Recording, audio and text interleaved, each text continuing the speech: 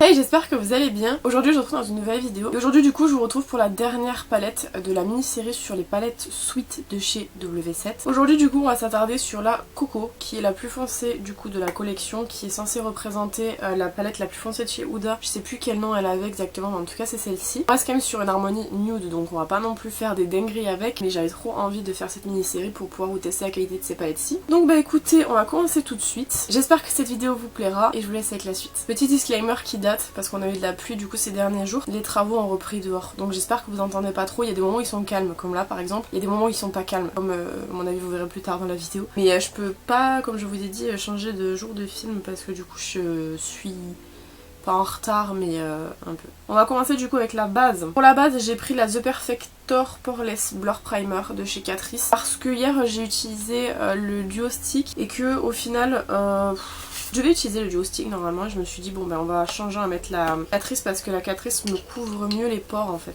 En termes de pores, je trouve que le rendu est plus joli. Personnel évidemment. Si vous avez moins de pores que moi, vous allez bien aimer le Duo Stick là, mais moi j'ai besoin de quand même pas mal de couvrance au niveau des pores. Pour le fond de teint, j'ai pris le Super Stay Active Wear. Pour la référence, c'est la référence 03 qui est trop claire pour moi. Je le dis à chaque fois, mais je l'avais acheté en 01 de base. Et en fait, 01 c'était trop clair du coup. Je l'avais terminé, je l'avais racheté en 03. Je me suis dit 03 c'est bon, c'est sûr, c'est bon. Par contre, c'est chiant parce que l'embout se bouge toujours alors que je l'utilise quand même assez fréquemment. Chaque fois quand je le sors, après ça me fait des éclaboussures sur mes t-shirts. Je vais mettre 3 pompes. Première application au pinceau et je viendrai dégrader à l'éponge parce que j'ai un autre produit crème à utiliser juste après.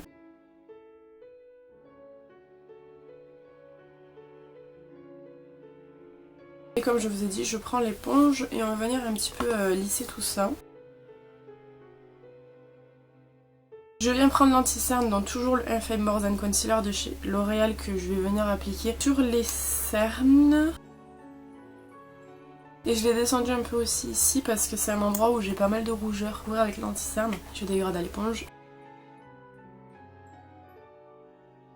Avant-hier j'ai reçu un colis de Kathleen et elle m'a mis en fait des petits blushs comme ça de chez Adopt. C'est les blush Touch et au niveau de la référence c'est Peach Shot. J'avais envie de tester, alors je suis pas hyper fan moi des produits crème pour le teint parce que en général j'ai vraiment du mal en fait à les dégrader. J'ai envie de tester quand même, donc je vais y aller vraiment tout petit. Je vais en mettre genre un tout petit peu ici. Déjà je vais faire un seul côté et on va voir ce que ça donne. Utiliser les fesses de l'éponge. Ok, comme je pense qu'il faut que j'en mette vraiment beaucoup plus.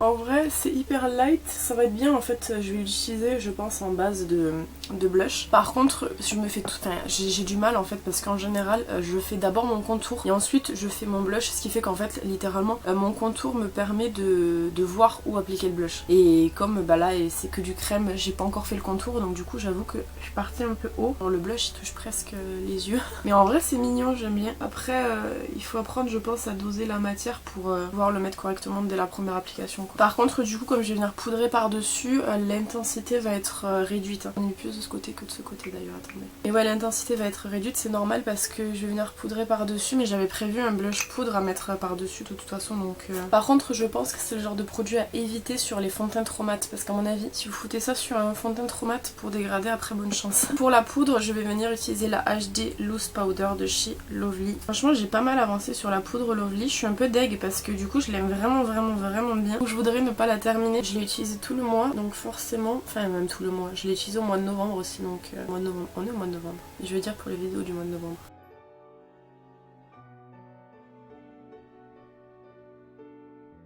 Poudrer c'est une des parties les plus importantes je trouve, en tout cas pour mon type de peau parce que j'ai la peau très grasse. Donc souvent vous voyez ça dure, chez vous ça dure genre 2 secondes, ça doit durer 5 secondes. Mais moi je mets tout le temps plusieurs minutes à poudrer parce que je veux vraiment que ce soit hyper clean. Ensuite je prends un pinceau et je viens balayer l'excédent qu'il peut y avoir sur le visage. Voilà ce que ça donne. Donc vous voyez que ça a estompé quand même le blush un petit peu. On le voit encore hein, franchement, mais ça l'a estompé forcément. Je viens donc utiliser le contour de chez McQueen. Ça va être la première fois que je l'applique après le blush. Donc j'avoue ça me perturbe un petit peu, j'ai une mèche qui... Et je viens en mettre sur le nez aussi. Pour le blush j'ai pris le Dumbo de chez Essence. Depuis que je l'ai utilisé franchement j'arrête pas de le mettre, il est trop beau. En plus il est un petit peu chaud donc je pense qu'il ira bien avec les teintes de la palette. ça vient réintensifier la base en dessous qu'on a mis. J'adore moi les blushs qui se voient beaucoup, vous savez.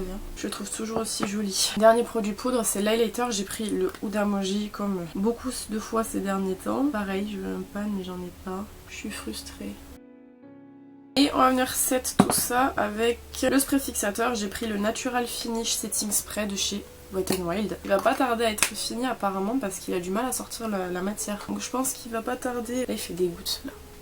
Quand il commence à faire des gouttes épaisses comme ça en général les sprays, c'est que on n'est pas loin. J'ai pas envie de toucher parce que du coup je vais tout bouger sinon. Du coup je vais aller nettoyer mes lèvres et boire mon café au lait du jour. Et je vous retrouve juste après pour les sourcils. C'est moi. Bon, on va passer aux sourcils. Donc, je vais d'abord venir les brosser pour enlever un petit peu tout ce qui va être fond de teint, poudre et tout qu'il y a dedans, forcément. Pour les remplir, je vais venir utiliser le crayon de chez Pony Effect. Je sais plus comment il s'appelle, il a un nom à rallonge.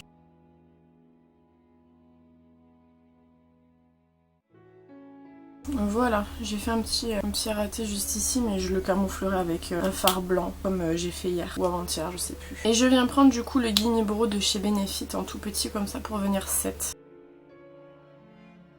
Donc je viens prendre du coup le fard comme je vous ai dit, c'est le fard Kiko en teinte numéro 10, c'est de la gamme Smart. En fait c'est un chair qui est quand même assez clair, assez blanc comme ceci. Et je vais venir prendre un pinceau assez fluffy comme celui-ci. Je vais prélever de la matière et je vais venir clean un petit peu.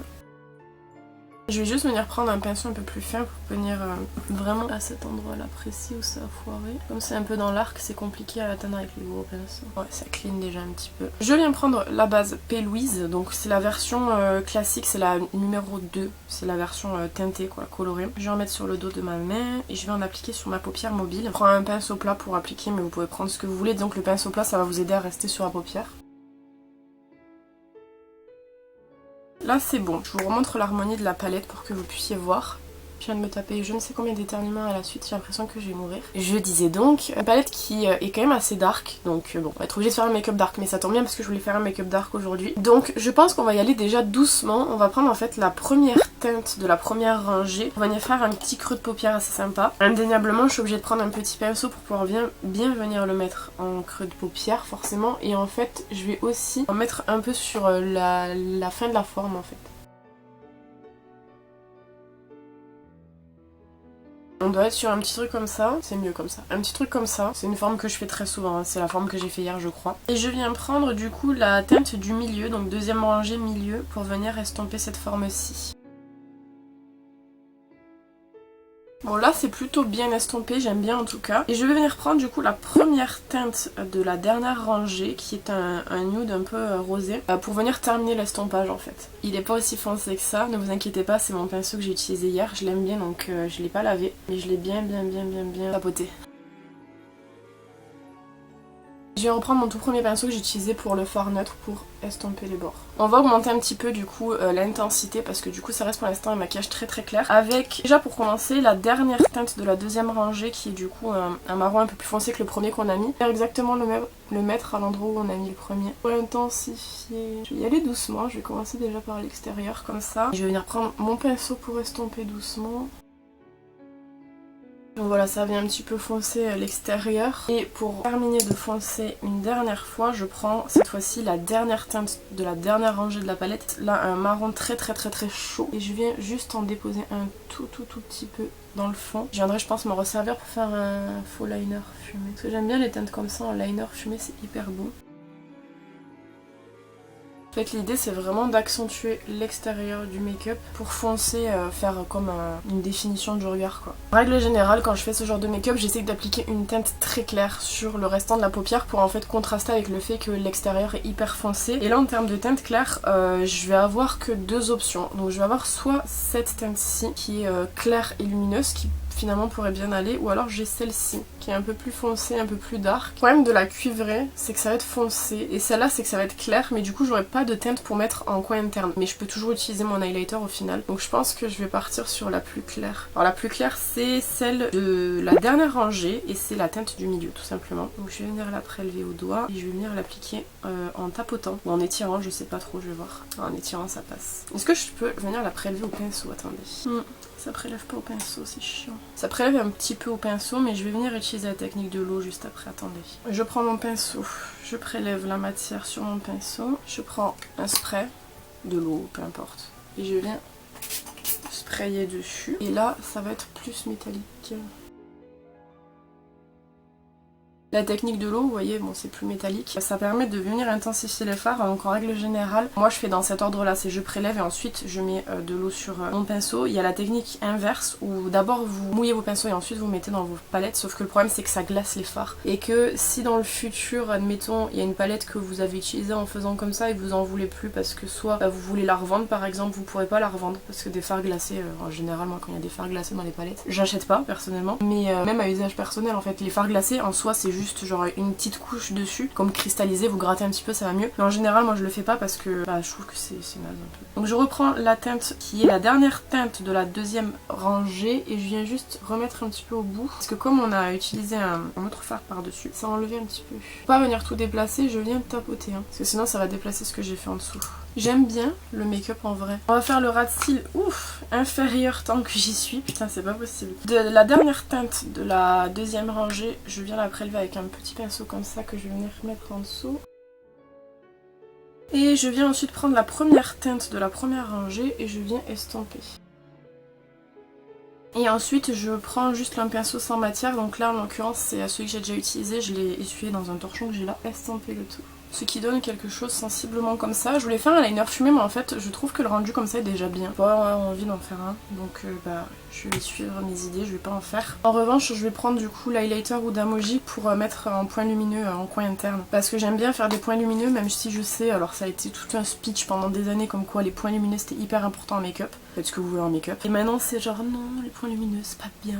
Vous ne savez pas ce que vous dites. Laissez les gens faire ce qu'ils ont envie de faire. Le make-up c'est comme la mode, on va vous dire au tout départ, aujourd'hui par exemple on va vous dire des trucs, on va vous dire ouais faut pas faire ça, faut pas faire ça. Dans quelques années vous verrez ce sera des trucs qui seront à la mode. Make-up y a pas de règle. L'idée même c'est de se faire kiffer et faire ce qu'il vous plaît. Si vous avez envie de mettre un blush violet, vous mettez un blush violet. Qui va venir vous dire genre oui bleu violet ça se met pas, on s'en fout. Donc pour la palette c'est bon, j'aime bien le rendu comme ça. J'allais dire c'est ce à quoi je m'attendais, non parce que je fais jamais mes make-up avant. Donc je savais pas à quoi m'attendre mais j'aime bien. Donc je vais laisser comme ça. À deviner mes pinceaux à laver. Vraiment ce kit de pinceaux là je l'ai reçu il y a 2 jours, c'est des OVW encore que j'ai commandé sur AliExpress. Les 6 pinceaux m'ont coûté 5 € et quelques, ils sont incroyables. J'ai même pas envie d'aller les laver tellement ils sont bien. Parce que quand je les lave, moi je les lave une fois par semaine. Peut-être je les laverai individuellement carrément. Ensuite donc crayon Kohl Kajal de chez Sienne. C'est un crayon marron et je vous jure il est vraiment hyper bien. Et moi il me dure hyper longtemps, je sais pas combien de temps ça fait que je l'ai, que je l'utilise. Mais il marque très bien en muqueuse et pour le coup il est hyper bien, j'aime trop. Voilà, vous voyez la différence entre les deux. Et franchement je trouve qu'il marque très bien. Normalement j'ai toute une trousse avec tous mes crayons parce que sinon c'est emmerdant, là j'ai beaucoup trop de crayons. C'est le seul qui est pas dans la trousse parce que je l'utilise genre vraiment tout le temps. Pour le mascara j'ai pris le Orgasmic de Martine que j'utilise depuis je ne sais combien de temps en boucle. Je le trouve trop bien donc bah...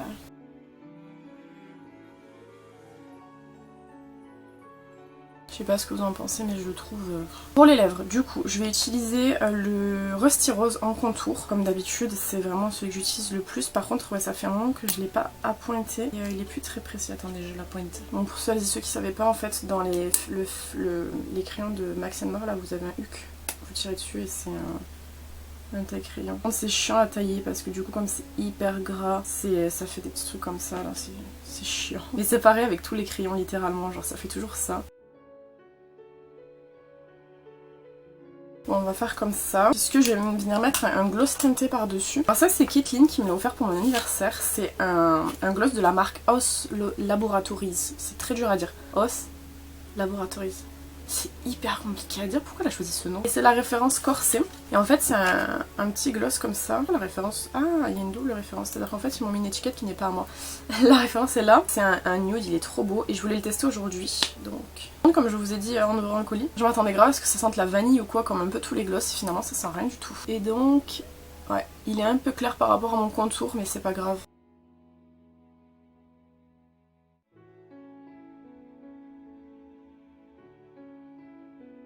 Je vais en remettre un petit peu, ne tombe pas. J'aurais dû exfolier mes lèvres, ça fait hyper longtemps que je l'ai pas fait, j'ai pas eu le temps. Donc là du coup ça marque mes petites peaux. Il est vraiment beau, j'aime bien le rendu.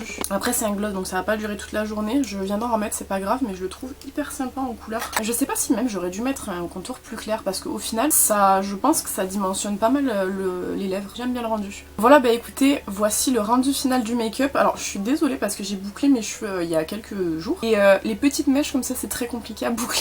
Donc ça fait un peu comme si la mèche voulait partir de mon corps, c'est un petit peu le cas. Du coup, c'était la dernière palette du coup de cette mini-série Sweet de chez W7 qui est du coup la série dupe des Browns de chez Huda. Je vais vous faire un débrief assez rapide parce qu'en fait c'est ce que j'ai dit dans les 2 autres vidéos également. Moi je les trouve très qualitatives, je trouve que pour le prix elles sont vraiment très bien puisqu'elles sont à 2,99 il me semble ou 3,99, ils ont un peu augmenté. Mais dans tous les cas elles sont à un prix qui est largement plus abordable que Huda et en termes de qualité on peut quand même proposer quelque chose avec. Les teintes mat, je trouvais en swatch qu'elles étaient quand même relativement sèches, c'est ce que je vous ai dit dans la vidéo d'hier de toute façon. Et en fait finalement même aujourd'hui vous voyez en termes de travail et tout j'ai pas spécialement ultra galéré. Le make-up est hyper bien, hyper basique, bon parce que ça reste du nude mais personnellement j'aime bien le rendu et je trouve que malgré le fait que j'ai quand même pas mal estompé et que je suis venue en fait travailler sur plusieurs couches, j'ai pas tant perdu en intensité que ça franchement, donc je trouve que c'est hyper cool. Et pour le coup encore une fois je vous le redis, W7 moi je trouve que c'est un plutôt bon investissement en termes de... enfin investissement, c'est 2 €. Investissement en termes de palette parce que les teintes sont toujours très qualitatives et j'ai jamais eu de soucis réels avec des palettes. Là où je suis nettement moins fan ça reste les soins et je vous en reparlerai je pense dans une vidéo spéciale, mais en termes de qualité de palette en tout cas moi j'ai jamais eu de soucis, j'ai toujours trouvé qu'elles étaient hyper bien. Celles que j'aime le moins je pense que ça reste quand même les nudes parce que elles étaient bien mais c'est tellement basique. Par contre j'ai hyper hâte que vous voyez les make-up que je vais vous proposer avec mini collection Jungle que j'ai acheté aussi et que du coup vous aurez au mois de décembre parce que pour le coup là ça va être hyper fun parce que c'est des couleurs beaucoup plus pétantes. Il y a du rouge, il y a du vert, il y a du gris, genre j'ai trop hâte. Voilà bah écoutez j'espère que cette petite vidéo vous aura plu. N'hésitez pas à me dire ce que vous en avez pensé dans les commentaires comme d'habitude et n'hésitez pas à me dire quel est votre make-up préféré entre ces 3-ci. Quant à moi je vous retrouve bientôt dans une prochaine vidéo. En attendant prenez soin de vous.